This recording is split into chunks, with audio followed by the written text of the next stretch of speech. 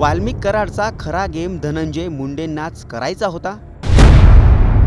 अक्षय शिंदेचा जसा एन्काउंटर झाला तसाच एन्काउंटर वाल्मिकचाही करणार होते, पण तो झाला नाही असे धक्कादायक गौप्यस्फोट समोर येत आहेत।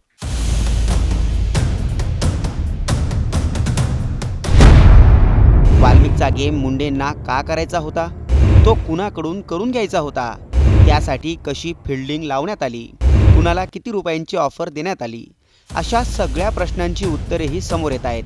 ती उत्तरे काय? वाल्मिकच्या एन्काउंटरचा प्लॅन का सक्सेसफुल झाला नाही, याचा सविस्तर आढावा या व्हिडिओतून घेणार आहोत।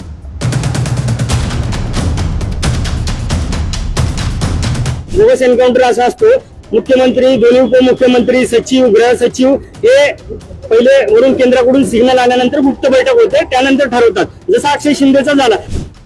CIDला शरण आलेल्या वाल्मिक कराडचा एन्काउंटर करण्याचा कट रचला गेला होता, असा धक्कादायक गौप्यस्फोट निलंबित PSI रणजित कासले यांनी ऑन कॅमेरा केला आहे।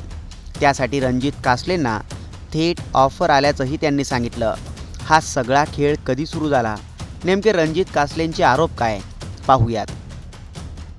वाल्मिक कराड यांना अटक केल्यानंतर 4 दिवसातच हे आलेले अधिकारी, त्यांचे लोकेशन भेटतील, नावं भेटतील, तुम्ही माहितीचा अर्ज तर टाका, उद्या जे तुमचे प्रतिनिधी असतील बीडला त्यांना टाका। वाल्मिकला अटक झाल्यावर लगेचच काही बाहेरचे अधिकारी दाखल झाले। त्यांनी वाल्मिकचा एन्काउंटर करण्याची ऑफर रणजित कासलेंना दिली। ऑफर दिल्यावर रणजित कासलेंना किती पैसे मिळणार होते, बोगस एन्काउंटर कसा होतो, वाल्मिकच्या एन्काउंटरचा कसा प्लॅन होता, या संदर्भातही रणजित कासलेंनी गौप्यस्फोट केला आहे। बोगस एन्काउंटर असा असतो, मुख्यमंत्री, दोन्ही उपमुख्यमंत्री, सचिव, गृह सचिव हे पहिले वरून केंद्राकडून सिग्नल आल्यानंतर गुप्त बैठक होते, त्यानंतर ठरवतात, जसा अक्षय शिंदेचा झाला, त्यानंतर 4-5 अधिकारी वरिष्ठ लेवलचे येतात आणि त्या म्हणजे स्थानिक पातळीवरचे 4-5 अधिकारी अंमलदार निवडतात आणि मग तो बोगस एन्काउंटर केला जातो। तसाच तीच ऑफर मला होती, पण त्या ऑफरचे अशी पुरावे तुम्हाला भेटणार नाहीत, कारण शासन किंवा IPS IAS लोक खूप हुशार असतात। बंद दारात मला ऑर्डर बी अशी होती ना, म्हणजे ऑफर की तुम्ही डायरेक्ट जाऊन शूट करा, नाही तुम्ही त्यांच्या पाठीमागे रिव्हॉल्वर घेऊन 24 तास राहा आणि जर कुठे तुम्हाला चुकीचं वाटलं तर तुम्ही कारवाई करा। लक्षात आलं का? अशी ती ऑफर होती। तुमचा जेवढा पगार जेवढा होतो ना, एक तुमच्या आता माझी सर्व्हिस राहिली 25 वर्ष, जेवढा पगार आहे लमसम, तुमचा पगार होत असेल 15 करोड 10 करोड, तर तुम्हाला 50 करोड आजच मिळेल लमसम, आणि पुन्हा इन्क्वायरी करतानाही आमचं सरकार राहील, त्याच्यातून तुम्हाला निर्दोष मुक्त आम्ही करू। रणजित कासले यांनी केलेले हे सगळे दावे आश्चर्यचकित करणारे आहेत। वाल्मिकच्या एन्काउंटरची ऑफर रणजित कासलेंनाच का होती, या कामासाठी त्यांचीच निवड का झाली, असा प्रश्न तुम्हालाही पडला असेल, तर त्याचंही उत्तर कासलेंनी दिलंय। कारण 7 बदल्या बीड जिल्ह्यात जर माझ्या झाल्या तर मी किती वादग्रस्त असेल।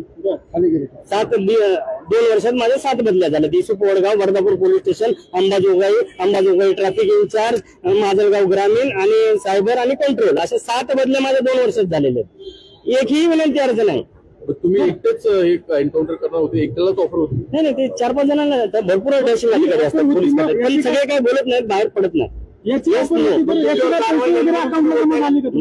काय नाही, मी नकार दिला ना, ऑफरलाच नकार दिला मी। हे माझ्याच्यानं पाप होणार नाही, जी मी न्यायदेवता शिक्षा देईल।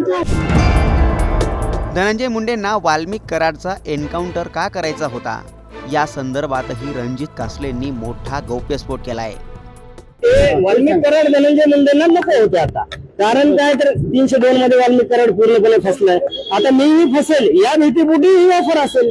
जोडा ना तुम्ही। 302च्या गुन्ह्यात अटकेत असलेल्या वाल्मिक कराडमुळे आपणही फसू शकतो, या भीतीने धनंजय मुंडेंनी वाल्मिकच्या एन्काउंटरची ऑफर दिल्याचा गौप्यस्फोट रणजित कासले यांनी केला। एका निलंबित आणि फरार PSI अधिकाऱ्याने केलेल्या या आरोपांमुळे बीडमध्ये एकच खळबळ उडाली आहे। रणजित कासलेंच्या आरोपांमध्ये जर का तथ्य असेल तर खरंच वाल्मिकच्या जीवाला धोका असू शकतो का, अशाही चर्चा आहेत। याबाबत तुम्हाला काय वाटतं, कमेंट करून नक्की कळवा।